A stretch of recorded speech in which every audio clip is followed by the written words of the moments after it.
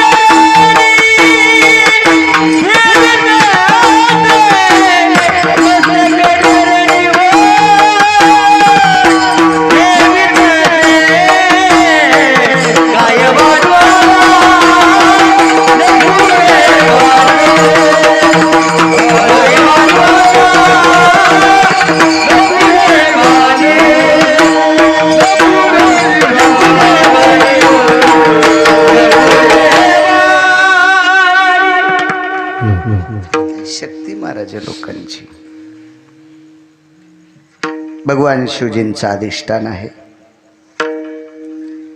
एकदा माझ्या मर्यादा पुरुषोत्तम प्रभू रामचंद्रांनी एका लिंगाची स्थापना केली, त्याला रामेश्वर म्हणतात. बरोबर आहे. रामेश्वराची स्थापना रामांनी केली म्हणून रामेश्वर नाव. कोण्या राज्यात येते? तामिळनाडूमध्ये. हो हो. निदान आपले देव संत कोण्या राज्यात हे लक्षात ठेवा. हिरोण्या लेट होतात, नट लेट होतात, ते काय वाईट नसते बिचारे.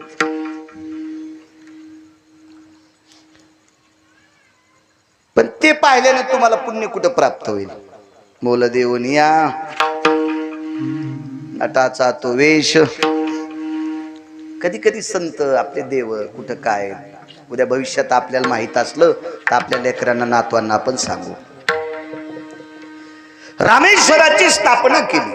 अडचणी किती पहा. मर्यादा पुरुषोत्तम रामचंद्र ज्या वेळेला रामेश्वराची स्थापना करायची ठरली त्यावेळेला जंगलात आहेत. प्रभू रामचंद्राकडे माझ्याकडे जे रुमाल आहे का, एवढा सुद्धा रुमाल नव्हता प्रभू रामचंद्राकडे तोंड पुसायला. इतका पण अंगाव जे कपडे होते ती झाडाची साल होती. मला कपडे द्यायचेत, किती दिवस नेसवायचेत, किंवा कोण्या दिवशी दुसऱ्याच्या हाताने नेसवायचे हे दिवस लक्षात असेल ना. त्याला शेवटचा दिवस म्हणतात. आणि त्या कपड्या सगळं पेटून देतात किंवा दफन करतात. हा शेवटचा दिवस आहे. हे ज्याच्या हातात आहे त्याला तोंड पुसायला सुद्धा रुमाल नव्हता. कशी प्राणप्रतिष्ठा करायची शिवजीची? सोबत एकच व्यक्ती आहे, लखनलाल. मर्यादा पुरुषोत्तम रामचंद्रांचे बंधू शेषशाही भगवान एकच. बाकी सगळे पशु आहेत गुरुजी, सगळे पशु. 18 पद्म वानर, 72 कोटी रीस आणि 56 कोटी गोलांगूर. आता मागे कळसाचा कार्यक्रम झाला, विद्वान ब्राह्मण आमंत्रित केले, पूजा मांडल्या होत्या, इथं हवन कुंड केलते. फार मोठा कार्यक्रम झाला, छानसा. मंदिर नवीन बांधलं, सगळ्या गोष्टी. किती खर्च, किती गोष्टी. पण आपल्याला शक्य होतं ते. बाजारपेठ जवळ आहे, मोठी मोठी दाते आहेत, यजमान आहेत, पैसे देणारे, धान्य देणारे. तिथं कोण होत? अस्वलाईन काय देवा? रिस म्हणजे अस्वल, गोलांगुळ वानराची एक जात, आणि वानर काय देवा यांनी हे सोबत आहेत.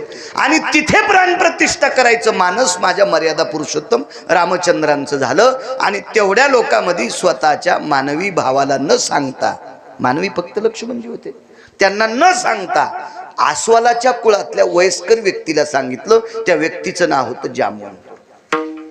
जामवंताला सांगितलं.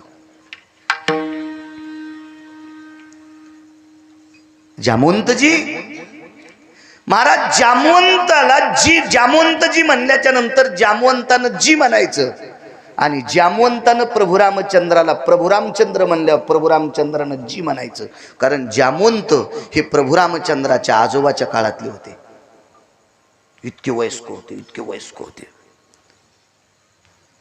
जामवंतजी जी प्रभूजी जी भगवान शिवजींची स्थापना करायची.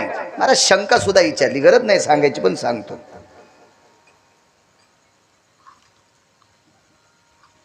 स्वयंपाक करताना बाईनं भाकर भाजता चुलीवर भाकरी पाचता तंबाखूला चुना लावण्यापेक्षा लसूण सोलला तर बरं होईल. समज भाकर आता तयार पचायली आणि वेळ एक फालतीवरती करायला, तितक्यात लसणाच्या कातळ्या सोडायच्या, फोडणीला कामी येतील, मोहऱ्याजवळ घ्यायच्या, फोडणीला कामी येईल. पण भाकर पचूस तर टाइम कुठं घालायचा म्हणून तंबाखूला चुना लावला. कुठं नाही तसं. चांगल्या कामासाठी जरसा वेळ खर्च करतो. विचारलं, मर्यादा पुरुषोत्तम रामचंद्रांनी प्रभू रामचंद्रांची आपल्या भगवान शिवजीची स्थापना का केली? त्याचं कारण होतं महाराज, रावण हा प्रचंड विद्वान आहे, रावण हा प्रचंड शक्तिशाली आहे, रावण हा प्रचंड श्रीमंत आहे. बस झाल्या 3 व्याख्या. विद्वान आहे, शक्तिशाली आहे आणि श्रीमंत आहे. या 3 गोष्टी ज्या वेळेला एकत्रित येतात का, बळेविन शक्ती बोलून, बळेविन शक्ती बोलून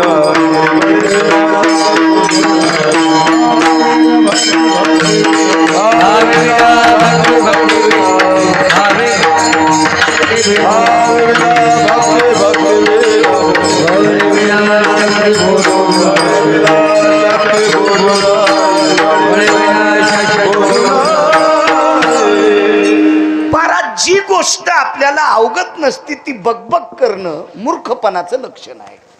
बळीविन शक्ती प्रचंड विद्वान रावण. मला सांगा बंदुकी वालं पुढं उभं आहे ते म्हणलं मी तुला हाणतो आणि इकडचा म्हणला थांब तुला एका फटक्यात पाडितो आणि काठी घेऊन कवा जाशील त्यात ते बटन दाबल्याबरोबर मरण. मूर्खपणा आहे. बळीविन शक्ती बोलू नये. बोकड्याची शिंग वाढे गुरुजी. शिंग जरा लांबच वाढे. बोकड्याची शिंग जरा शिल्लकच वाढे. काही लोक कशाचं वजन टाकतील काही मिळच नाही. एक जण असा वजनातच धोतर झडून गाडीची चावी असा हालीत आला. गाडीची चावी असा हालीतच आला. तर मी म्हणलं ती हातातून निष्ठली तर मग डोळा फोडीन नाही तर पुढच्याचा फोडीन. तुला मग खपतच नाही म्हणे. अरे म्हणलं तू न खपण्याचा याचा काय संबंध आहे? हा तुझी लायकीच काय न खपण्याचा विषय काय नाही. म्हणला तू जिरवायसाठीच गाडी घेतली. मला म्हणला तू जिरवायसाठीच गाडी घेतली आणि चल बघायला. मित्रच होता. मी बघितली गाडी. म्हणलं चांगली म्हणजे चांगली म्हणावंच लागन तुला. नाही बरं चांगली गोष्ट आहे. चांगलीच म्हणलं. मी मुंबईला गेलो तर आम्हाला गाडी घ्यायला आली एक. विठला विठला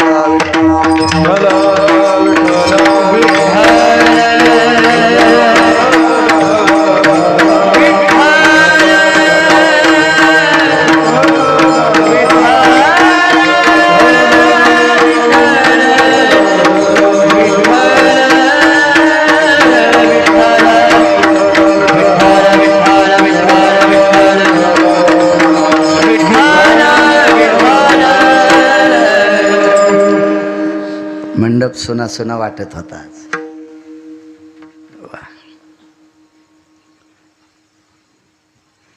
अध्यात्मातली माय आमची.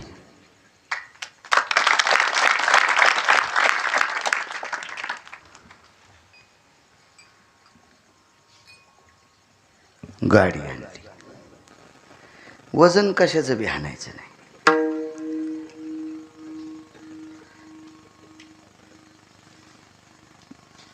हार वरून टाकला. हार असा वरून टाकला आणि हाराकडं पाहिली आणि पुढची हाळीत कुकू लावायली. तिच्या डोळ्यात गेलं बोट. म्हणजे तिला सांगायली मग हार पाय. पण तिनं तिचा हार पाहिलाच नाही. ती म्हणली हार. ते म्हणली बँटेकचा आहे. तुला कस काय कळालं? आमच्याच दुकानातून त्या नवऱ्याने घेतलाय. वजन कशाचं आणतील काही मिळच नाही. तुम्हाला एक सांगू का? परमार्थातल्या लोकांना सोन्याचे अंगठीचे याचे त्याचे गर्व नाही करायचे. कारण गर्व त्यानं करावा त्यानं फक्त घरचं खावा. कारण 5 किलो जरी सोनं गिरगावकरानं घातलं तरी आज वैजापूरची भाकर खाची बाळ्या तुलाही ध्यानात ठेवी. तुलाही श्रीमंत आहे ना तर घरच्या रानात भजन करून पप्याच्या माईला डबा सांग. भिकार चोट कुठला लागला बोट हलवायला पंक्तीनं. इथं कडी वाडा आणि इथं शिरा वाडा. यम इथून भात तोडीन तो इथून. वेडावणी करायला का सुंबळ्या? विठाला विठाला. महाराज आपल्या लोकांनी वजन फक्त आचरणाचं टाकायचं. दिगंबर बाबा विद्वत्तेचं पण टाकायचं नाही. कारण विद्वत्तेचं वजन चांगदेव टाकायला गेलते. विद्वत्तेचं वजन बाबाजी चांगदेव टाकायला गेले ज्ञानोबरायकडे. चांगदेव साधे नव्हते बरं. ते 64 काय होत्या हो. आणि विद्या किती मग? वा वा वा. याच्यानंतर पुढच्या वर्षी तुम्हाला विकासरावलाच फेटा बांधायचा आणि मी ऐकायला बसन. आनंद एका गोष्टीचा आहे. 2 का होत नाही पण हिरे निवडे. विठाला विठाला. 64 कला उगत असणारे चांगदेव. आपल्याला एक तरी कला आहे का? आपला सगळा कलकलाच. आणि असलीच आपल्याकडे एखादी कला तर काय पप्याची माय जागोय पुरती, दुसरं काय आपल्याकडं. 64 कलापैकी एक कला आहे सोनारानं 60 पद्धतीनं सोनं चोरावा. 6 वर 0 अश्विनी ट्रेडिंग कंपनी, 6 वर 0 60 पद्धतीनं सोनं ज्याला चोरता येते त्याला सोनार म्हणतात. हे चांगदेवाकडनं शिकायचं, चांगदेवाकडनं शिकायचं, चांगदेवाकडनं. महाराज शब्दाची फेक याला सुद्धा एक कला म्हणतात, कला. आपल्याकडं हरभऱ्याच्या पिठाला चून म्हणणं ही पुराणातली भाषा आहे, आपली पवित्र भारत देशाची भाषा आहे. कठाण म्हणणं ही पुराणातली भाषा आहे. बेसन म्हणणं हे हलकटपणा आहे. विठाला विठाला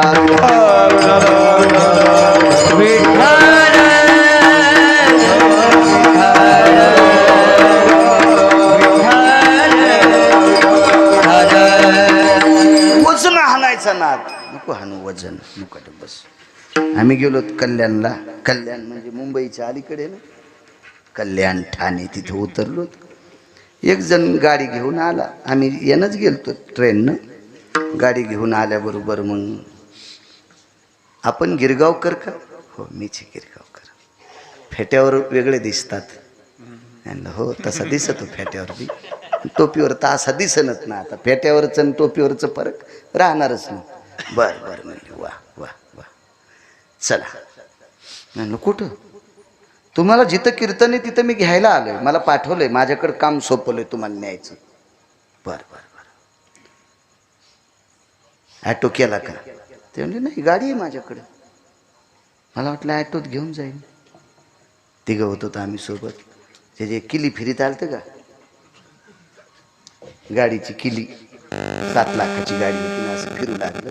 अजून नाही कर्ज फिटलं तिच्यावरचं, अशी फिरू लागलं माझ्या पुढं. हो हो. मागच्या हप्त्यात मी 2 पोते हरभऱ्याचे पैसे दिले आणि 1 हप्ता फेडला. आणि ते मायावर किली फिरू लागलं, अशी अशी केली. मायाचकडे तरी कुठं पैसे होते, झालं ते हरभरे म्हणून जमला मेळ. अशी किली फिरू लागला ते सोबतच. ही माझीच गाडी आहे. बटन दाबल्याबरोबर 10 बाऱ्या तर टॉय टॉयच किलो गाडी ना. रे कायच करा. तो मधात बसल्यावर किती काढ होती काय माहिती. बसलो तर आतमध्ये तो काय नरम गिरम सगळं पद्धतशीर असा चोपून बसलो मी. म्हटलं आपला धक्का लागावा, दररोज उघडावा, नाही तर वरचं उघडावा. कोणी कोण उघडत होती ती गाडी भारीची. आमच्या संघचं म्हणलं इतकं काऊन चोपायला? म्हणलं केवढ्याची असन रे? ते म्हणलं भाव नाही माहीत गडे, पण गाडी जरा महागाईची दिसती. ते गाडी इतकी? ते म्हणलं याच्या टायरातच आपली गाडी येते. जाऊ द्या, इतकी जिरली तरी बस झालं. मी समोर गेल्याच्या नंतर म्हणलं दादा गाडी केवढ्याची? म्हणले 2.25 कोटीची. म्हणलं तर मेला बाळ आहे. 10 जन्म भेटले तरी 2.25 कोटीची गाडी भेटते का बाळ्याला? म्हणलं दादा काय काम करतात? काही नाही म्हणे, कंपनीत नाही, कुठं नाही, काय नाही. ईदभर पोटाची खळगी भरण्यासाठी टोल नाक्यावर टाळ्या वाजितो. टाळी वाजित नाही, टोल नाक्यावर टाळ्या. तो या महाराष्ट्रातला, भारत देशातला तृतीयपंथी बांधव होता. त्याने ईदभर पोटाची खळगी भरण्यासाठी गुरुवर्य टोल नाक्यावर टाळ्या वाजवावा आणि 2.25 कोटीच्या गाडीत बसावा. आमच्या संचालन म्हणलं याची जिरी तुका मग काय जिरी तू बाळायची जिरी तुका. पण आपल्या लोकांनी अशी वैभव नाही आणायची. आपल्या लोकांना आचरणाच्या मस्तीत राहायचं, आचरणाच्या मस्तीत. महाराज चांगदेवाकडे इतक्या कला. महाराज एकाच भक्तीच्या कलेनं चांगदेवाला पार जिरून टाकलं. काय ताकद. चला सांगतो पुढे योग भेटला तर. प्रचंड श्रीमंत रावण, हा नादी लागायचे नाही मोठ्यांचे. प्रचंड शक्तिशाली रावण, प्रचंड विद्वान रावण.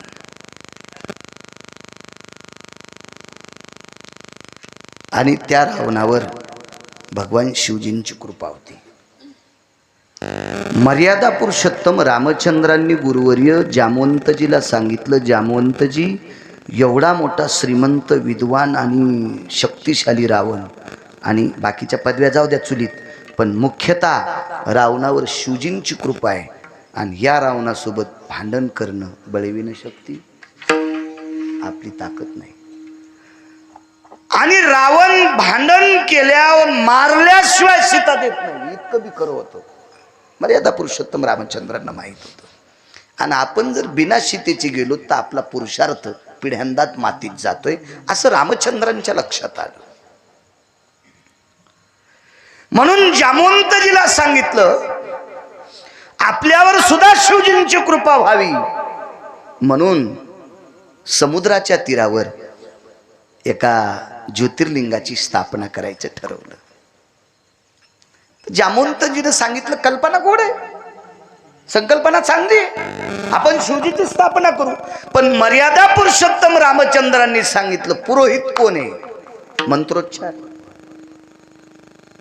सगिरिजाय स्तपते आशुपतारुडाय दंडाधिमुंडभयस्थितानां येन त्रिशूलोतिर्धारयो मुंडदंडाभयंजनो आरुडादि कैलासाधियो यद्गंगां शिरसा बहु. कोण म्हणायचे मंत्र? विघ्नहरा सर्वस्तुतां गणानं त्वां गणपतिः ततां सुतीश भयज्जायं नाशादि विघ्नाय. कोण म्हणायचे ते पौरोहित्य कोण? जामवंतजीनं सांगितलं प्रभू आपल्याला अंतःकरणात भाव झालाय शिवजीची स्थापना करायची. काय वानवतानं पुरेवानी, संतांची ताकद किती मोठी याच्यावर सांगतोय. आणि मग मी आणतो ना एखादा पुरोहित. आणि त्या ठिकाणाहून जामवंत एका गावात पोचले. त्या गावाचं नाव आहे लंका. लंकेत जामवंत आल्याच्या नंतर इतकी राक्षस खळबळली, हाना धरा बांधा. कारण गुप्तचरांनी सांगितलं हा प्रभू रामचंद्राच्या पक्षातला आहे, प्रभू रामचंद्राच्या पक्षातला. महाराज भवतालची इतकी येडेवाणी करीत येतं, मोठाले सगळे एक असतात.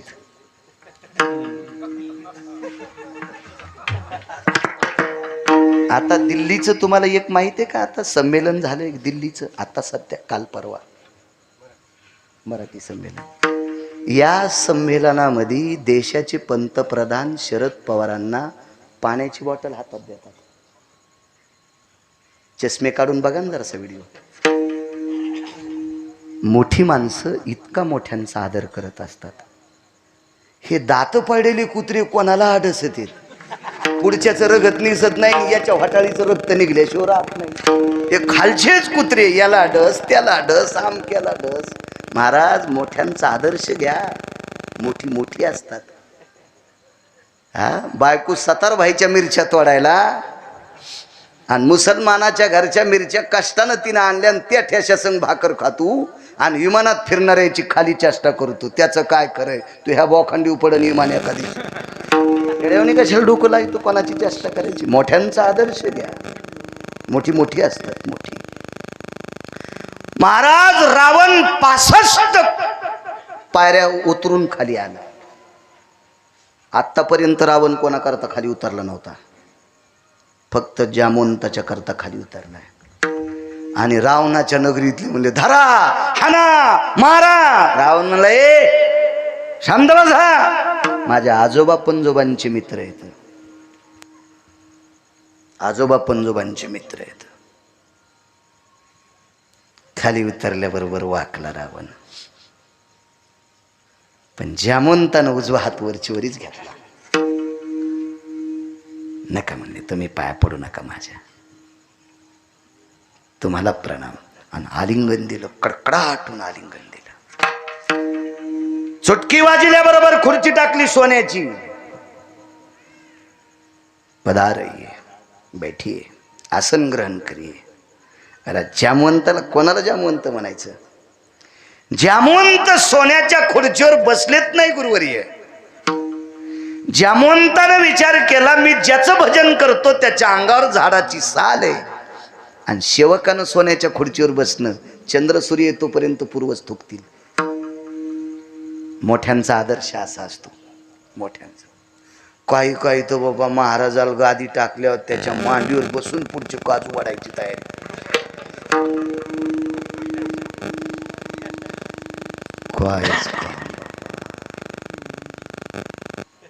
मर्यादा सांभाळायच्या. माझ्या माईंनो, हा महाराष्ट्र मर्यादेचा आहे. हा महाराष्ट्र पुरुषार्थाचा आहे. तो स्त्रीत्वाचा असेल, तो पुरुषत्वाचा पुरुषार्थ असेल. पुरुषार्थ आहे. महाराज सासऱ्यांच्या पुढून जाताना डोकं भरून पदर घेणे ही माझ्या महाराष्ट्रातल्या माईची मर्यादा आहे. मर्यादा आहे. हा तुमच्यासाठी हरिपाठ आहे. हा तुमच्यासाठी गाथा आहे. हे तुमच्यासाठी शिवपुराण आहे. हे तुमच्यासाठी रामायण आहे. हे तुमच्यासाठी भागवत आहे. घरातल्या सासऱ्याचा आदर करीत नाही, महादेवाला बेल वाहती शेपुडी कुठली.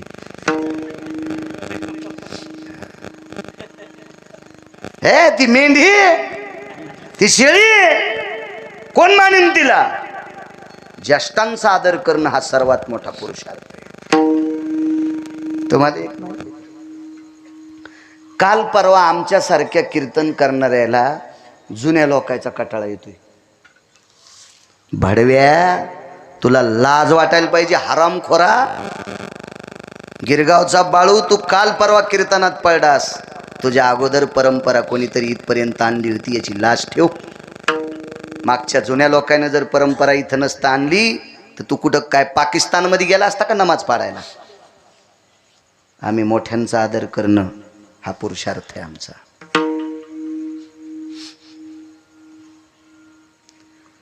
आणि आम्हाला भारीच्या गाड्या भेटत्यात आणि मागच्या परमार्थिक जुन्या लोकांना भारीच्या गाड्या नाहीत. याचा अर्थ आम्ही मोठे नाहीत असं नाही बरं का. मला सांगा, आपल्या बापदाद्याच्या काळामध्ये बऱ्याच सासा बैलगाडीनं दवाखान्यात गेल्या. कधी कधी चिखलाच्या रस्त्यात, आदळा आदळीच्या रस्त्यात बैलगाड्यात म्हातारी बाळंतीण झाली त्या काळात. आणि सुनाला जर 70 लाखाची गाडी बसायला असेल तर सुन लई शहाणी आहे का? कंटुले, तू 70 लाखाच्या गाडीत जरी हिंगोलीला जात असशील, पण तू ज्याच्यासाठी कुंकू लावतेस तो पांदीला बैलगाडीत जन्माला आलाय. याचं भान ठेव. कुठे जन्माला आलाय तो? बैलगाडीत जन्माला आलाय तुझा मालक. काट्या कुट्याच्या रस्त्यात बैलगाडीत जन्माला आलाय. मग रस्त्यामध्ये बैलगाडीनं काट्या कुटात याच्याही पलीकडे सांगतो, 2.5 किलोमीटरचा रस्ता गुरुवारी खराब आणि पावसाळ्यामध्ये बैलगाडी सुद्धा ओढणं. म्हणून बाजाला लाकडं बांधले, पुढं 6 आणि मागं 6. एक पाऊल रवायचा आणि दुसरा उपसायचा आणि बाळंतींनी ती जवळच्या खेड्यात. आणि हे चिखलावर खांद्यावर बाज घेतल्याच्या नंतर वरून लेकराच्या रडण्याचा आवाज आला. म्हणजे खांद्यावर बाई बाळंतीण झाली चिखलात. आणि ते पोरग कलेक्टर झालं. आता ह्या कलेक्टरची बायको झिपरी लई शहाणी का जिनं बाजावर कलेक्टरला जन्म दिलाय ती शहाणी. जुन्याला कसं विचारता येईल महाराज? नाही सरता येईल जुन्यांना. मोठ्यांचा जे अपमान करतेत का ते हरामखोरायचा दिवा लय दिवस चमकतच नसतो. विठाला विठाला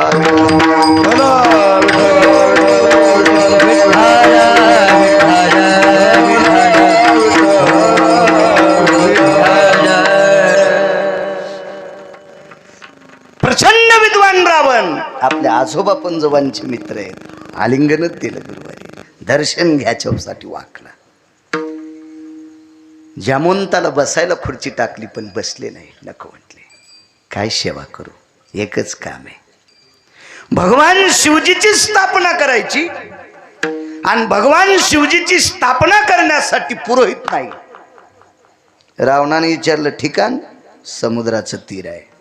रावण म्हणला समुद्राच्या तीरावर आमच्या गावाच्या जवळ रामेश्वरान भगवान शिवजींची स्थापना करायची आणि माझ्यासारखं पुरोहित असताना तुम्ही नाही म्हणता? जामवंतजी तुम्हाला काही काही लक्षात ठेवा ना, मी आहे ना, तुमच्या मित्राचा नातू आहे ना, मी तुमच्या मित्राचा पंतू आहे ना, मी मला येतं ना पौरोहित्य, मी ब्राह्मण आहे ना, माझं नाव विसरलात का? रावण प्रेमानं इतके शब्द बोलत होता. जामवंतजीच्या डोळ्यातून पाणी आलं. लंकेश, तुमच्यासारखं पौरोहित्य कोणाला येणारे राजे हो, पण अडचण एका गोष्टीची आहे, स्थापना शिवजींची आहे, पण यजमान मर्यादा पुरुषोत्तम रामचंद्र आहेत. आता रावणाचं तोंड पडलं खाली. रावण म्हणलं आगाऊच काम झालं, आपला विरोधक यजमान, पण पूजा शिवजींची आहे आणि यजमान विरोधक रामचंद्र आहेत. महाराज, मोठी माणसं मोठी असतात. रावणानं सांगितलं, जामवंतजी माझ्या आजोबा पंजोबाचे तुम्ही मित्र आहात आणि माझ्या अंतःकरणाच्या देवतेची स्थापना करायची. अंतःकरणाच्या देवतेची. गुरुजी एक लक्षात ठेवा, म्हणजे तुम्हाला शिकवायला असं नाही, ऐकायला ऐकी तुम्हाला शिकवायची, पण आपल्या वारकरी संप्रदायाचे संस्थापक अध्यक्ष कोण असतील तर भगवान शिवजी आहेत. आपल्याला त्यांच्यामुळे भजन करता येते. हा पक्वात त्यांचाच आहे, पक्वात त्यांचाच आहे, वारी सुद्धा त्यांचीच आहे. मला उद्याचं कीर्तन मागत होते तुम्ही, पण महिन्याच्या वारीला असतो पंढरपूरला, त्याच्यामुळं मग इथलं कीर्तन करून मग कधी जायचं.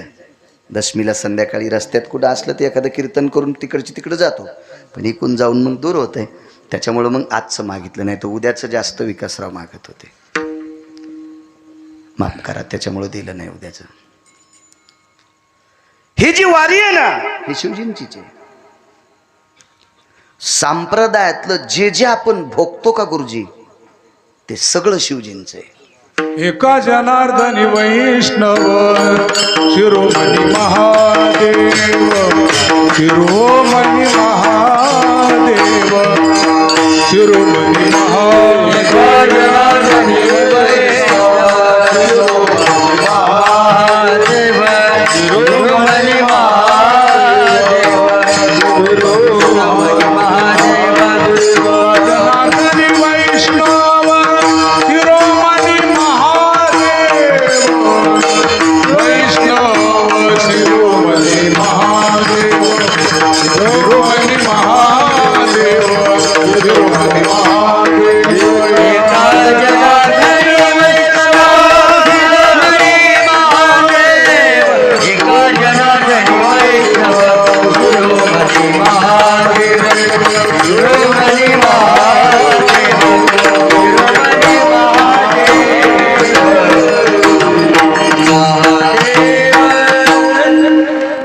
पैठणच्या मालकांचं वाक्य, शिरोमणी महादेव.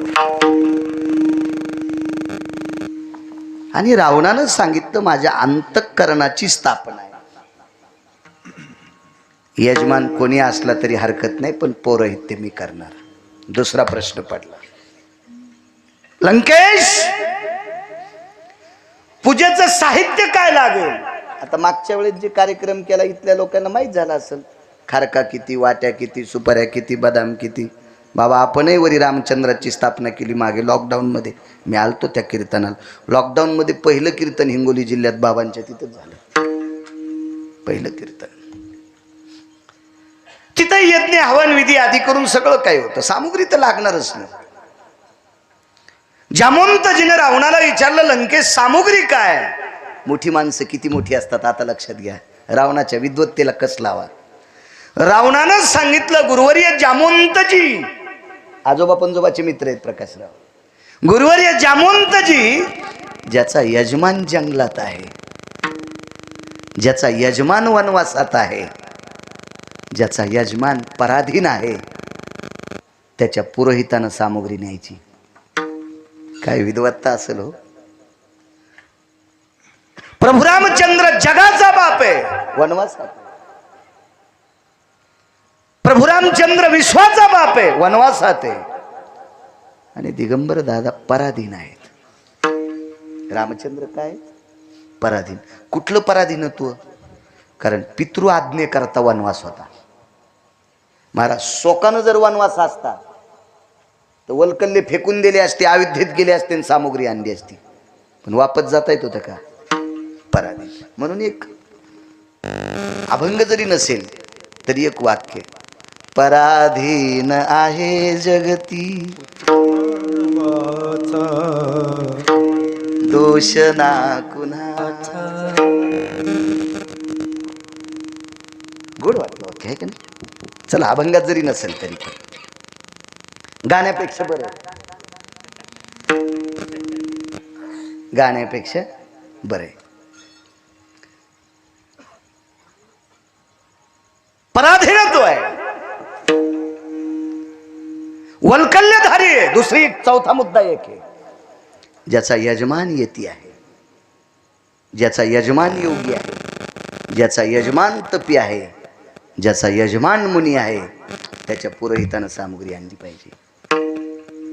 हे फक्त रावणाकडून शिकायचं.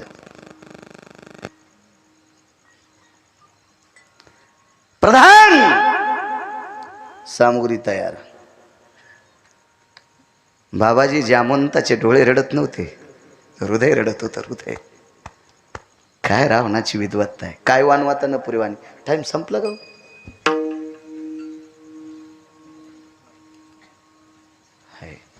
9 मिनिटं बाकी आहेत.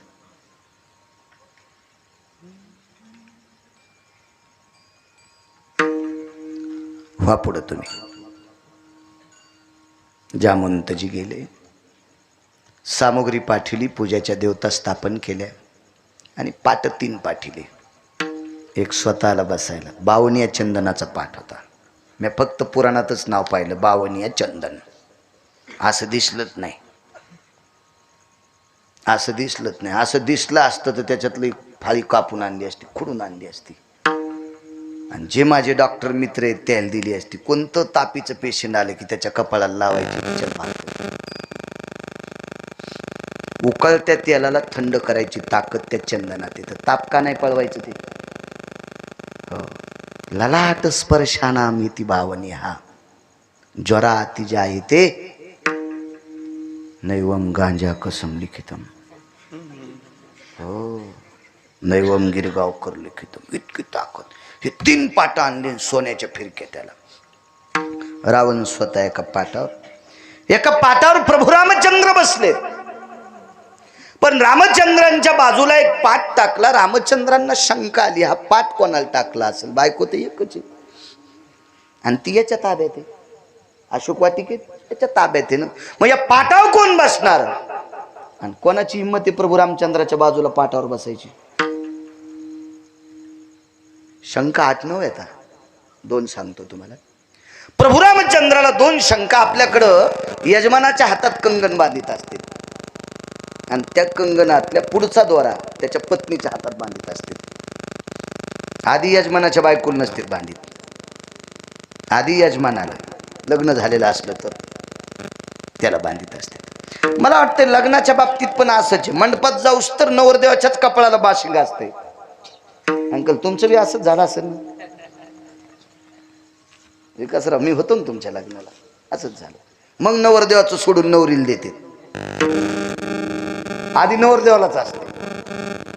रामचंद्राच्या हातात कंगन बांधून अर्ध कंगन हातावर ठेवलं आणि पाठ बाजूला. तर प्रभू रामचंद्राने विचार केला, हे अर्ध कंगन तर पत्नीला असते, पण याला काही प्रश्न करावा आणि याला राग आला ते निघून जायचो, आणि मग कोण शिवजीची पूजा करील?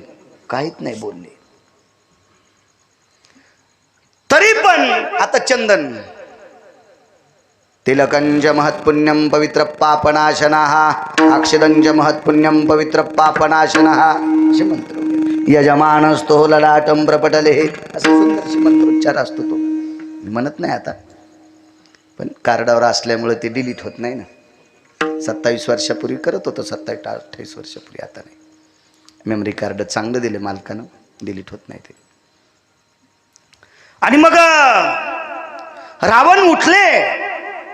आता रावणाला आरुतूर बोलायचं नाही. आज रावण लय धोरणात आहे. आज रावण लय धोरणात आहे. नाही तर मेरी याच रावणाला रावण्या पण म्हणत असतो. आज नाही, आज धोरणात आहे रावण. शहाण्या शेतकऱ्यानं बैलाला चाबूक त्याच दिवशी उभा राहावा. एक तर दांडीवर पडावा, त्याला आत पडणं म्हणते, नाही तर बाहेर पडलं त्याला शिवळावर पडणं म्हणते, नाही तर उरफाटून घेणं म्हणते, नाही तर बसणं म्हणते. तवा शेतकऱ्यानं चाबूक खाण्याचा दिगंबर दादा. पण बैल जर असा दोरीत चलत असेल तर चापकाला हातच लावायचा नाही. तरी माणसं पाहिल्यावर घातलं दुसऱ्याच्या हळदीत. काही लय नाद असतो. चांगलं घोडं चलू लागलो, मस्त तिसऱ्या चालीत घोड टाक टाक टाक टाक टाक टाक टाक टाक टाक घोडं, आणि पुढं चौकात माणसं दिसले की यानं टाच आणली, गेलं घोडं बाराशीत, हे खालीन घोडं वरून. आणि मग घोड्याला म्हणलं तुम्हाला कवाच पाडीत नव्हता ना आज काऊन पाडलं? ते म्हणजे तुम्ही कवा टाचा हानीत नव्हते ना आज काऊन हाणले? मी चांगलं चलू लागलो ना, काऊन टाचा हाणल्या? आज राहून धोरणात आहे ना, त्याच्यामुळे आपण बी त्याला कशाला टाच आणायच्या. रावण उठले, घरी आले.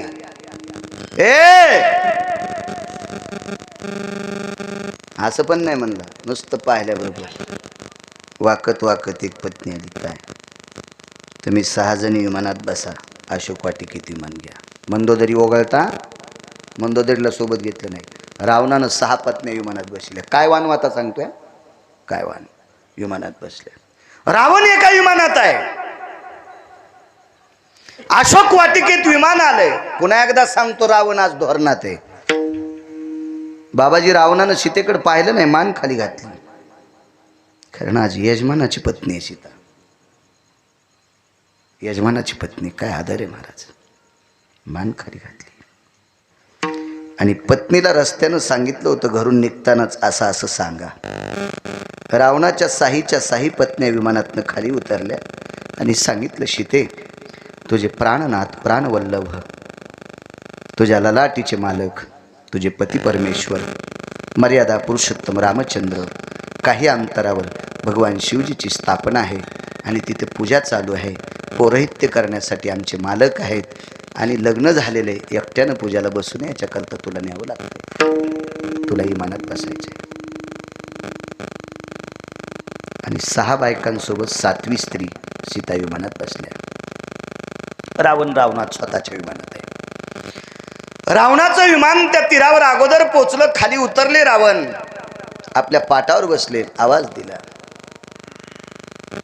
ते आणा ग.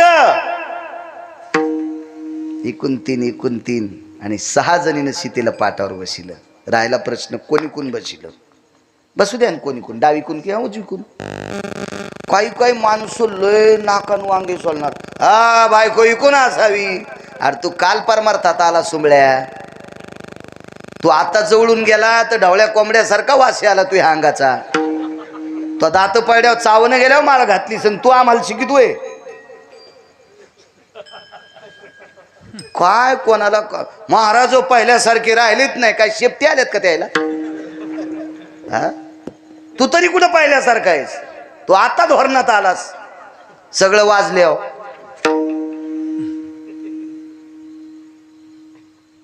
तेव्हा एखाद्या पुरोहिताला, एखाद्या विद्वानाला अपमान तर करायची आपल्यात ताकद नाही, पण माहिती नसणारी गोष्ट शिकवायची सुद्धा आपल्यात ताकद नसते. वारकरी संप्रदायाच्या दंडकानुसार पत्नी डावीकडे असावी. आईसाहेब सुद्धा दोघांच्या डावीकडे होत्या. अर्धांगी पार्वती डावीकडनं, वामांगी रखुमाई डावीकडनं. आणि पुराणाचा जर दिलासा घेतला, शास्त्राचा वेदाचा, तर उजवीकडनं सुद्धा बायको बसवता येते पूजेला आणि डावीकडनं सुद्धा बसवता येते. कारण दोन्हीपैकी एक अंग पतीचं असतंय, हे मधात कार्य करायचेच नाही. चला पुढे. आईसाहेब बसल्याबरोबर प्रभू रामचंद्राला वाटत होतं आपण रावणावर काय ओवाळून टाकावा. पूजा आटपली आणि पूजा आटपल्याच्या नंतर दक्षिणेचा संकल्प सुटला. काय होतं उद्याला? रुमाल नाही तोंड पुसायला, काय द्यायचंय? बाबाजी पाणीच खाली पडत नव्हतं. रावणानं सांगितलं आशीर्वादाचा आशीर्वाद देऊन टाका, तुमचा जो संकल्प आहे का त्याच्यात आशीर्वाद देऊन टाका. तर प्रभू रामचंद्राने विचार केला, याला मारण्यासाठी शिवजीचं बळ मागून घेतलंय, याच्यासाठी शिवजीची इतकी आटोकाट भक्ती आहे, आणि याला देऊच काय? आणि ज्या शिवजीची स्थापना केली त्या शिवजीनं 7 कोटी घराचं गाव सोन्याचं दिलंय, आणि आपण काय द्यावा? बरं जंगलात येत आपण.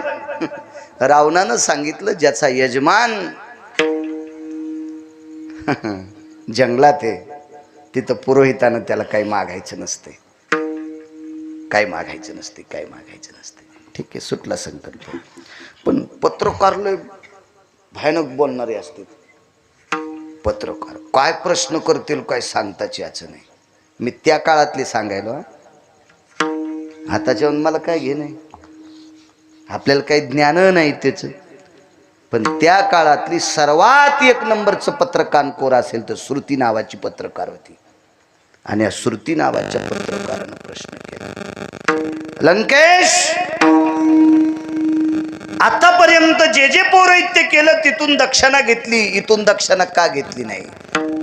रावणानं सांगितलं, श्रुती माते, पैशाची मालकीन लक्ष्मी ज्याची पत्नी आहे, अशा लक्ष्मीचा पती ज्याचा यजमान आहे, त्याला मागायची काय गरज आहे? त्याला मागायची काय गरज आहे? श्रुती शांत. श्रुतीनं तिथून विमान काढलं, समुद्राच्या तीरावर विमान आला, आणि प्रभू रामचंद्राला प्रश्न केला, जगदानंद कंद जगतपती, रावण कशाच्या बळावर आणला?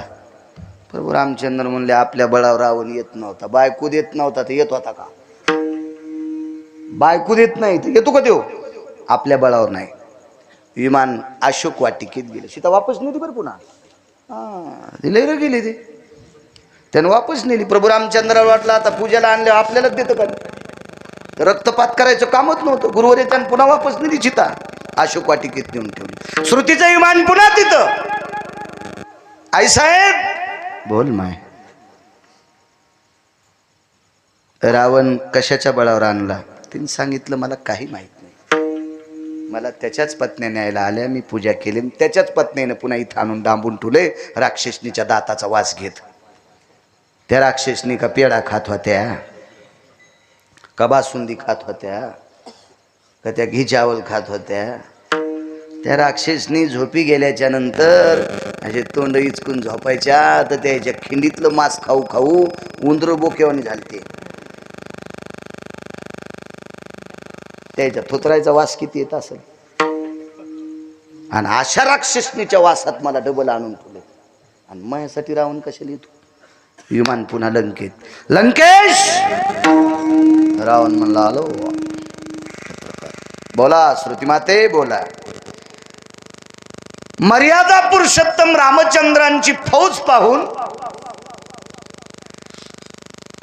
मर्यादा पुरुषोत्तम रामचंद्राची शक्ती पाहून मरणाच्या भीतीनं तुम्ही रामचंद्रांचं पौरोहित्य करण्यासाठी गेलात. तोंड सांभाळून बोल म्हणे श्रुती. जीव गेला तरी हरकत नाही, पण रामाला भेट नाही. गेलो ते रामाकरता गेलो नाही. दुसरा प्रश्न केला जयस्वाल. लंकेश 80,000 पत्नी आहेत तुम्हाला, पण सीतेच्या सौंदर्याचा मोह सुटलेला दिसत नाही.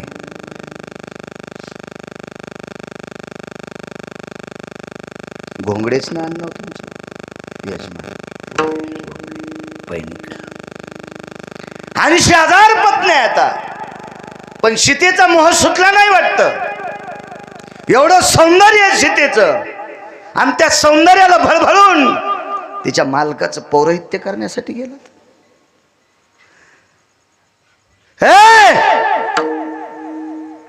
माझ्या पत्नीच्या पायाला चिटकलेल्या मातीच्या कणा इतकं पण सौंदर्य सीतेकडे नाही, असं गिरगावचा बाळू इचकीत नाही. पुराण सांगते, पुराण. इतक्या सुंदर रावणाच्या पत्न्या होत्या, म्हणून आपल्या गाथ्यात सुद्धा पुरावा आलाय. 80 सहस्र सुंदरा कामिनी 80 सहस्र सुंदरा कामिनी.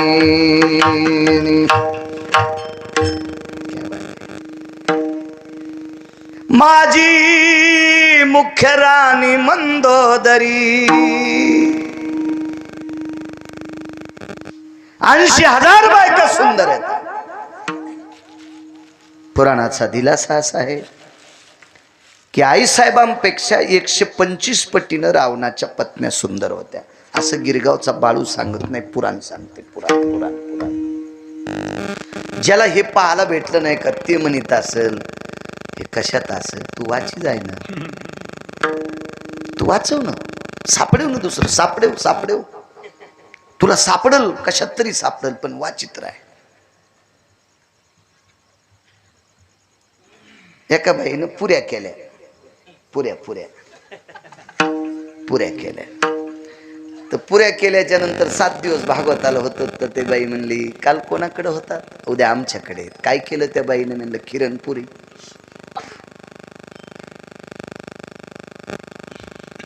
त्या बाईनं दुसऱ्या दिवशी करंजा केल्या. आमच्या संचे म्हणले बाईनं करंजा केल्यावर म्हणलं गव्हाच्या ह्याच्यात नाही ह्याचा काय विषय. तिसऱ्या बाईनं पुरणपोळ्या केल्या, गव्हाच्या ह्याच्यात द्या. जसे एक गहून प्रकार बहु अशी एक जुनी म्हण होती. एक गहू आणि प्रकार बहु, एका गव्हाचे जरी इतके पदार्थ होत असतील तर या देशात पुराणाचा व्यासंग पकडण्याची कोणाची माय व्याली, कोणाची मते, कोणाची ताकद आहे. बघत राहा बघत. हजारो वर्ष आयुष्य मिळालं तरी अभ्यास संपत नाही. इतका गाढा प्रचंड व्यासंग या भारत देशातल्या ऋषीमुनींच्या परंपरेचा व्यासंग आहे. आपण काय करू शकतो. काय माणसं हे बुटकं भर पाणी घेऊन दुसऱ्याला आंघोळ घालायचा लय नाद. बुटकं भर पाणी घेतलं आणि म्हणला करा आंघोळून. ते म्हणलं तो तोंड धुतलंस का. ते म्हणलं परत दिवशी धुतलं होतं. म्हणजे यानं थुत्तर धुतलं नाही त्याला आंघोळ घालायला चाललाय. अशांची संख्या जास्त वाढली. अभ्यास करणं गरजेचं आहे. महाराज कोण्या दिवशी कधी बाप जन्माला येईल काय सांगता येत नाही. एके दिवशी बोलून गेलो मी कीर्तनात, बाप जन्माला येत असतो. गुरुजी गायनात पण, पकवादात पण, कीर्तनकारात पण. कारण कव्हा बाप जन्माला येईल काय सांगता येत नाही. कारण इतकी प्रचंड विद्वत्तेचा व्यासंग झालाय. अभिमान करायचाच नाही. मला लय वाजिता येते, मला लय गाता येते आणि मला लय कीर्तन सांगता येते. मुकाट्या बस कंटुल्या. लय झाकलेले हिरे येत ते उघडे पडले ना तर तुला बायकोपशीच गप्पा आणावं लागते. मुकाट्या बसले येडेवाणी करून. त्याच्याकरता आपण अभ्यास करणं गरजेचं आहे. अभ्यास करणं गरजेचं आहे. एक पैलवान कोणी दिसला की असंच करायचा, दोंडत थापटायचा. बाया दिसल्या तरी बी. एक बाई म्हणली फसक्या मया काय दंड थापती तू, अजून पिवळा झाला नाहीस. ज्या दिवशी हळकुंड अंगाला लागन ना त्या दिवशी दुमता तिमता होशीन आणि बाजाराला फिशू घेऊन पळशीन. बाया दंड थोपटी तो हे रे सुंबळ्या. ह्या पण ते पैलवानकीचा गर्व. असंच एक नातू होते एका म्हातारीचं पैलवान होता आणि तिथे गेलं. ते पाणी देऊ लागलं हळदीला. हळदीला पाणी देऊ लागलं आणि म्हातारी भाकरी करू लागली. पैलवान कुठे, हळद बेजवायला गेला. का येईन लाईन गेल्या. तवरक पैलवानीच्या घरीच बसलेला. ह्यो घरी आल्याला दोंड थापतो. ते म्हणलं मी तर 9 क्विंटल बदाम खाल्ले तर आणि हळद भिजवायला असा कुठं पैलवान असतो का. समजायचंच नाही मी कोण्या गाडीत आलो. काहीच नाही. कधी कधी रेल्वे डबे वाजणारे पण आपला गर्व जिरू शकते. हो, रेल्वे स्टेशनला वडापाव मागून खाणारी बाई भारतात गाजली न हो. भारतात गाजली तिनं मोठ्या मोठ्याची जिरिली ना. असं कधी समजायचंच नाही मी काय म्हणून. अरे लय मोठं आहे जग. हो 5,000 रुपये पण डायरीच्या पुढून ठुले. आणि ज्याच्या घरी गेला त्याचा रोजदार आहे. आणि 5,000 500 नोटा पुढून ठेवल्या. बेकार चोट कुठला. आणि भाकर तर त्याच्याच घरची खाऊन आलाय आणि त्याला 500 नोटा दाखवायला. किती मूर्खपणा येऊ. बर बर बर. म्हातारी म्हणली जेवा. तसे चालते बोंबले बिन भाकरीचे. बसले खाल. तिनं पत्राळे ताट टाकले. बंदी भाकरी नशीबवान. चुलीवरल्या भाकरी आणि कोरडी भुरकी. शेतकऱ्याचं घर होतं ते. हे येतं ते नाही, ते येतं हे नाही. किती लोक दाखवायचे इथं बसलेले ना. आजोबा पंजोबाला विचारा. एरंडाच्या पानात हिरव्या मिरच्या गुंडाळून इस्त्यात ते पुडा टाकायचा आणि मिरच्या अशा भाजल्याच्या नंतर मग भाकरी संग खायच्या. कशाचं तेल आलं प्रकाशराव. ह्या परिस्थितीत आपल्या बापदाद्यांचे जीवन गेलेत. ऐका. मथारीन कोरडी भुरकी टाकली. पहिलवाना संघचा मित्र होता. संघचे लय शहाणे बाप्पा. अजून बी नवरदेवापेक्षा सोकोनेच हरामखोर. हो मला टावेल पाहिजे. आणि घरी कशानं थुत्तरपशी तू. आणि तिथं टावेल मागायला उचल्या कुठला. वजन आणतो तिथं. संघचे म्हणले आजीबाई तेल. म्हातारी म्हणली वाढ न रे. कळडी वाढ्या होत्या. कळडी भाजून कळडी. ते म्हणले आजी या कळडी येतात ह्या घाण्यावर न्यावं लागत्या. त्याची आरड घ्यावं लागती. म्हातारी म्हणली बाप्पा आमच्या इथं सगळे कामात माणसं आहेत. आम्हाला घाण्यावर जायला आणि आरडी घ्यायला टाईम नाही. ज्याला तेल खायचं का ते कळडी पिळीत येत. अशा कळडी पिळीत येत. पहिलवान म्हणला कळडी पिळणं आणि कसं तेल निघल. त्याच्या सोबत एक नवीन लागलं होतं. ते म्हणलं असं थापटीतून इथं घाल ना कळडी. ते म्हणला मुकाट्या बस ना. ते पहिलवानाला थापटीत असतात. कळडी कुठे पिळत असतात का सोंबळ्या. आणि ते म्हणलं मग ह्या घरी तर पिळूनच तेल काढतात. पहिलवान म्हणला मुकाट्या बस बाबा चुकून आलो तर आपण रे बाबा. ह्या मथारीच्या नाताच्या नाही नादी लागायचे. मथारी जरी इतकी गुंगवायली तर नातू का असोल. तर ते एक जण असं टोचू टोचू. तर म्हातारी म्हणली थांब दादा तुला तेल देते. त्याच्यात पात्रावरल्या कळडी घेतल्या आणि म्हातारीन पिळल्याबरोबर टळ टळ टळ टळ तेल निघलं. एका भाकरीचे 5-5 घास केले आणि पटकन गाडीत बसले. बुटाड तिथंच विसरले. म्हातारी म्हणली अरे बुट न्या ना. काऊन म्हणला आजी इतकी म्हातारी आहेस तर कळडी पिळल्यावर तेल काढ. तू हा नातू ना आम्हाला पिळल्यावर काय काय काढी ना आमचं. हो त्याच्यामुळं कोणाला साधं समजूत नका या जगात. काळ विचित्र आहे. असं समजायचंच नाही मी लय मोठा आहे. आपल्यापेक्षा कोणतं. एक जण म्हणला मी लय श्रीमंत आहे. तू कसं काय श्रीमंत आहेस. 1.5 कोटीचं घर आहे आणि 25 कोटीच्या घरात राहणारा भिकारी असतो का. आपल्यापेक्षा ते मोठे आहेत ना. आपल्यापेक्षा जर कोणी मोठं नसेल तर त्यानं म्हणायचं मी श्रीमंत आहे. अरे जग पडले. काय सांगू लागलो. रावण माझ्या पत्नीच्या पायाला चिटकलेल्या मातीची सुद्धा बरोबरी सीता करू शकत नाही. मी तिच्या रूपाला कसं बळबळन. मग श्रुती म्हणली रामप्रभूला भिवून गेला नाहीत. सीतेच्या सौंदर्याला भुलून गेला नाहीत. 65 खुर्च्या उतरून कधी न येणारा माणूस आज विरोधकाचं पौरोहित्य करण्यासाठी गेलात. याचं कारण काय तर रावणाचे डोळे पाण्यानं डबडबले आणि एकच सांगितलं सीतेच्या सौंदर्याला भुलून गेलो नाही. रामाच्या वैभवाला भुलून गेलो नाही. या दोघांचं भजन करणाऱ्या वारकऱ्याचं ऐकून गेलो. त्याचं नाव होतं जामवंत. महाराज लंकेचा राजा रावण भजन करणाऱ्या जामवंत म्हणजे अस्वल. अस्वलाच्या कुळात ऋषाच्या कुळात जन्माला आलेल्या वारकऱ्याचा शब्द मोडू नये याच्याकरता रावण पूजेला गेला. म्हणून मालक पहिल्याकडे भगवान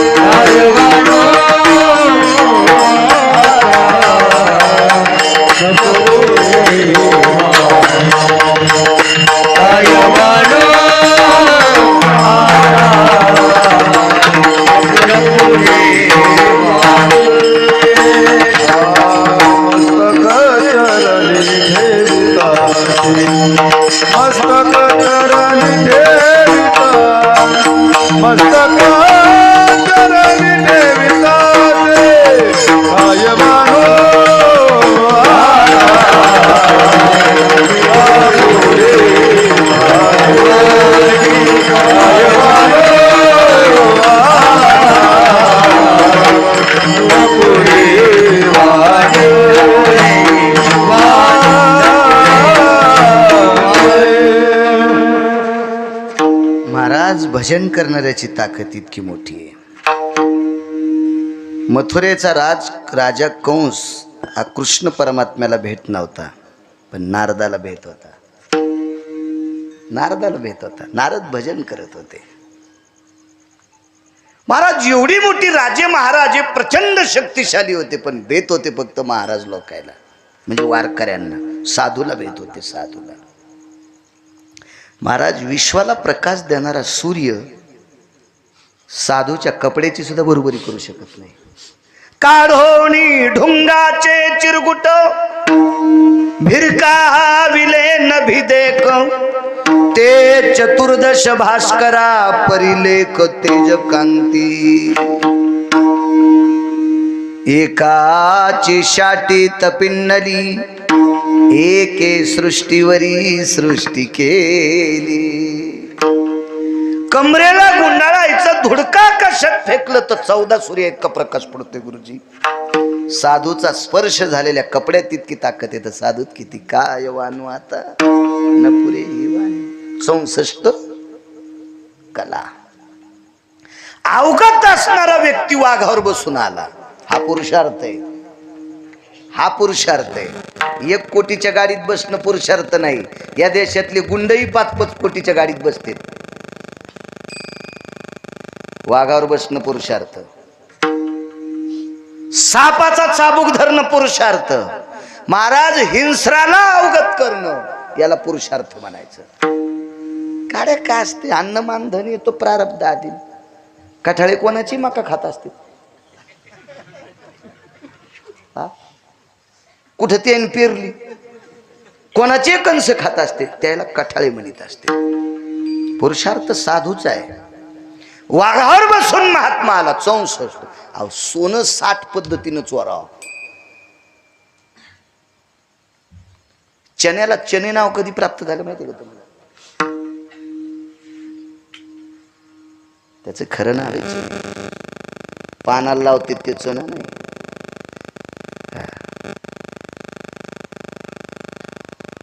मेयाम चुन्याची निराशी हस्ता स्वर्णाचे निराशी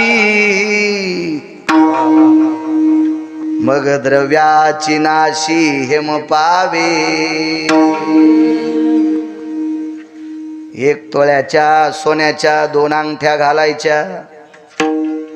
शेअर घ्यायचा. अश्विनी ट्रेडिंग कंपनीवर जायचं शेनगावला आणि 50 क्विंटल चणे शेरानं मोजायचे. 2 तोळ्याच्या अंगठीतलं 1-1 ग्राम जर सोनं नाही कमी झालं तर पुन्हा गिरगावकर कीर्तन करणार नाही. तेजाबाला भेटणार सोनं हरभऱ्याच्या आंबीला भेटे. हरभऱ्याच्या आंबीला भेटे. काय शिस्त आहे हो. काय ताकद आहे या वनस्पतीत भारतातल्या. काय शास्त्र आहे. ताकद 60 पद्धतीनं चौर्य करमायम हे मायो अलंकारास्थित मंडितम एकम कला विरजिताया. एक कला आहे 60. ह्या 64 कला चांगदेवाला प्राप्त होत्या. गुरुवर्य त्याला एक कला अशी होती, त्याने मृत व्यक्तीला बघता पाहिलं की त्याच्यातलं एक उठून बसत होतो. दक्षिणाधिपतयम चक्षुयाम नाशायाम आत्मा सजायते नाम आहावरतो आत्मा नाम. इतकी दृष्टी ताकद त्या चांगदेवाच्या. वाघ बसायला वाघ किली नाही फिरली. तिला इतकं बुंडून लाईन इथं अडकीन तुंतुन्या. मांडीला खडा पाड ती किली आदळू. खिशात ठोई ना सुंबळे इथं अडकवायला ती अशी कुत्र्याच्या जिबीवानी. काय करतील काय. एक जणांनी धोत्राव इन केली. सारे कुत्रे भोकू लागले त्याला. तेव्हा बघा कुत्रे म्हणलं तसं नसतंय. धोत्रावर इन करीत नसतील. नाही म्हणलं आता पैसे आलेत. तसं असतं की येड्या काही नसतील करीत सोंग. वाघावर बसणं हा पुरुषार्थ आहे. महाराज आपली लोक विमानात बसली. ह्या टपऱ्या नाही. मी त्या दिवशी बोलून गेलो. तुझं चित्र कुटीहून येऊनी मार्गी उद्धरिले शिमुनी, शरभंगू जाता विमानी म्या प्रार्थोनी पुसिले. म्यारे म्यारे म्यारे प्रार्थोनी पुसिले. लावर चित्र सशे धरणाराची पोरगी विमान थांबवलं. शरभंगू जाता विमानी म्या प्रार्थोनी पुसिले. विमानात बसत होती विमान. काय पुरुषार्थ आहे लोकांचा, आपल्या मागच्या लोकांचा.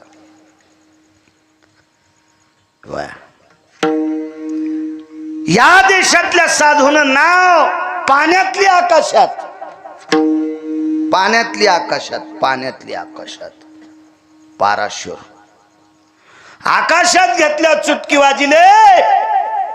तुझ्यामुळे पत्नी संग करू देत नाही, तू काळ कर ना. चुटकी वाजिल्या बरोबर अंधारण तिकडे उजळलं. काय साधू ताकद. पण अशा साधूला भेटलेली पत्नी किती अधिकारी.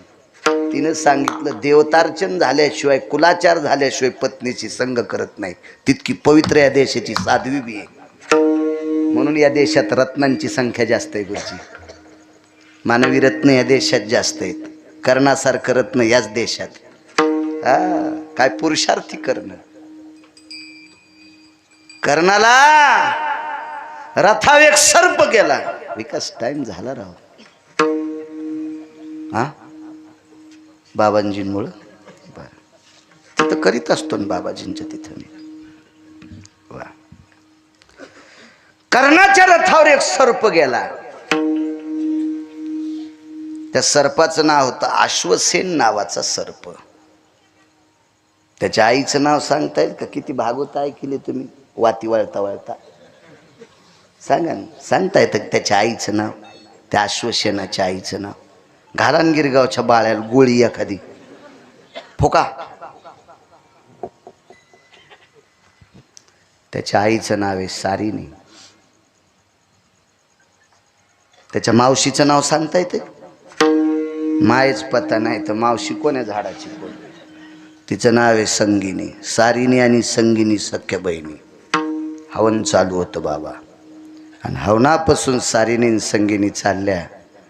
अर्जुनानं दोन्ही अशा उचलल्या आणि फेकल्याबरोबर सारिणी नावाची सर्पिण यज्ञात पडली. पण यज्ञात पडता पडता गर्भ खाली पडला. त्याच्यात अश्वसेन नावाचा पुत्र जन्माला आला. आणि माय जळता जळता पाहिली. माय जळता जळता पाहिली.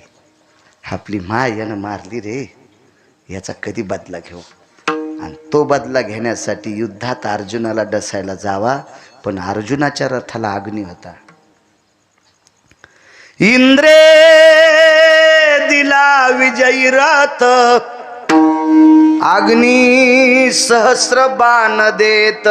किंवा अग्नी दिला विजयी रथ, इंद्र सहस्र बाण देत. कोणतंही लावा. मग अग्नीच्या सानिध्यात सर्पाला जाता येत नाही. सर्प गेला कर्णाच्या रथावर.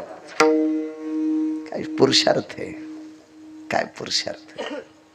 आणि कर्णाच्या पायापाशी असं स्पर्श केला, खाली पाहिलं, डोळ्यातून पाणी आलं. मला मदत कर. काय? तुझा आणि माझा शत्रू एकच आहे. कोण? तुझाही शत्रू अर्जुन आहे, माझाही शत्रू अर्जुन आहे. कर्ण म्हणला माझा कशा? म्हणले हो, युद्धात काय नसते म्हणले. तो मारला मला राज्य, त्यानं मला मारलं त्याला राज्य. मग अर्जुन मारायचं काम मी तुला मदत करतो. तुझा शत्रू कसा? माझी माय यानं जाळली म्हणले. आणि याला चावण्यासाठी मला अग्नीमुळे जाता येत नाही. तुझ्या बाणावर मला बसव आणि तू बाण मार. एका सेकंदात अर्जुनाला चावतो. कापरासारखा अर्जुन जळाला पाहिजे. सरप धरला आणि फेकाडून द्याला. मूर्ख कुठला? माझ्यासारख्या पुरुषार्थी करणाला तुझ्यासारख्या पांचटाची मदत घेऊन जय प्राप्त धिक्कार असो म्हणला अशा सुराचा. त्याला कर्ण म्हणतात.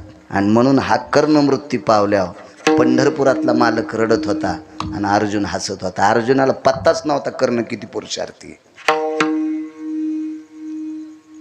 काय काय वैभव आहे लोकांचं.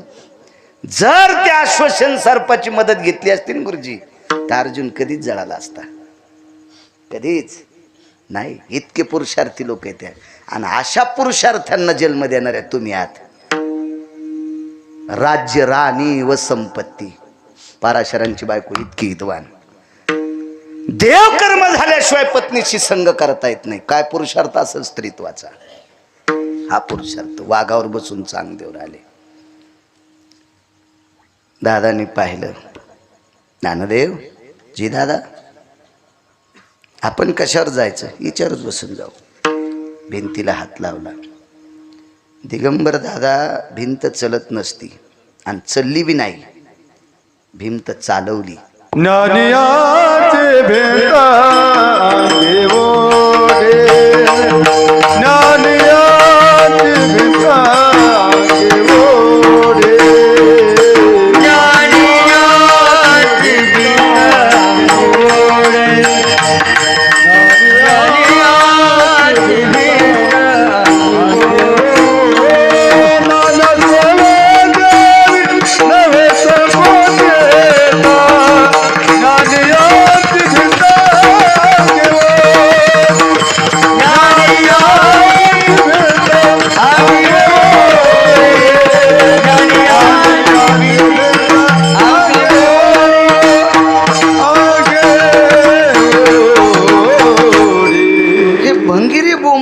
महाराज ज्ञानोबाराय भिंत कशी चलिते, तुला कोण म्हणलं चली?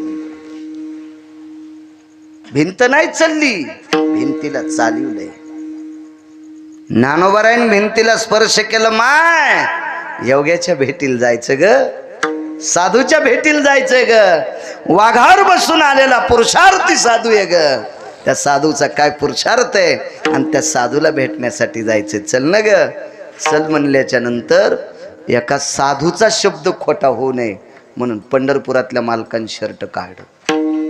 ज्ञान याची भिंत अंगे ओढी आणि भिंतीला पाठ लावली आणि पंढरपुरातल्या मालकानं भिंत ओढी. हा वारकऱ्यांचा पुरुषार्थ आहे. काय वानू आता न पुरेवाणी. गुरुवर्य पूज्य श्री धर्मानाम पवित्रो धर्मसन्यासो पवित्र गुरुवर्य सद्गुरु आत्मानंद स्वामीजी या ठिकाणी आलेले, त्यांच्या चरणी नतमस्तक होतो.